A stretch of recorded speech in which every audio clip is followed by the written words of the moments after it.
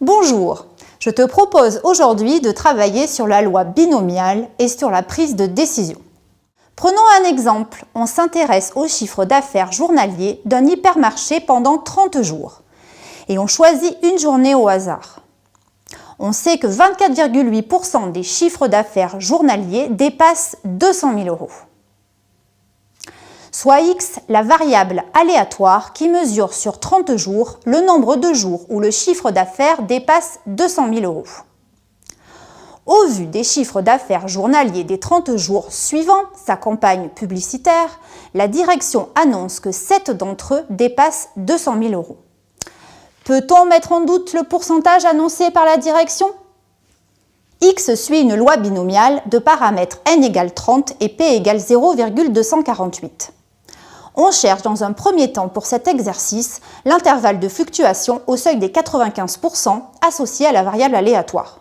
Je te rappelle qu'il te faut trouver un intervalle du type A sur n, B sur n, avec A, le plus petit entier, tel que P de X inférieur ou égal à A strictement supérieur à 0,025, et B, le plus petit entier, tel que P de X inférieur ou égal à B est supérieur ou égal à 0,975.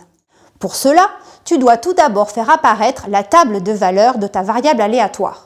Tu vas dans l'application graphique en appuyant sur la touche f de x. Puis il te faut faire appel à la fonction qui calcule les P de x inférieur ou égal à k. Pour cela, il faut appuyer sur seconde, puis distrib situé sur la touche var. À l'aide des flèches de direction, dirige-toi vers le bas pour sélectionner binôme frep, qui est la deuxième fonction qui concerne la loi binomiale proposée par ta calculatrice. Tu valides en appuyant sur Entrée, puis tu dois compléter la boîte de dialogue qui s'affiche. Le nombre d'essais est ici 30. La variable de P est 0,248. Et enfin, on met x comme valeur de x, puisque l'on veut la table de toutes les valeurs. X est donc une variable. Tu valides en appuyant sur Entrée 2 fois. Il te faut ensuite vérifier que ta table de valeurs est bien réglée en appuyant sur Seconde, Fenêtre. Ta table commence à x égale 0. N'oublie pas de bien vérifier que le pas est de 1.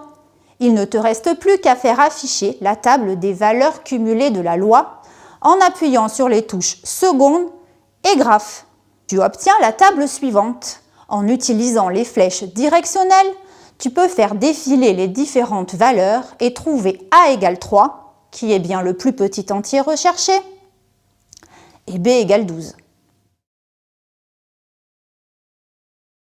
L'intervalle de fluctuation est donc 3 trentièmes, 12 trentièmes. On vérifie aisément que cette trentième, qui est la fréquence annoncée par l'entreprise, appartient bien à l'intervalle de fluctuation. On accepte donc le pourcentage donné par la direction au seuil des 95%.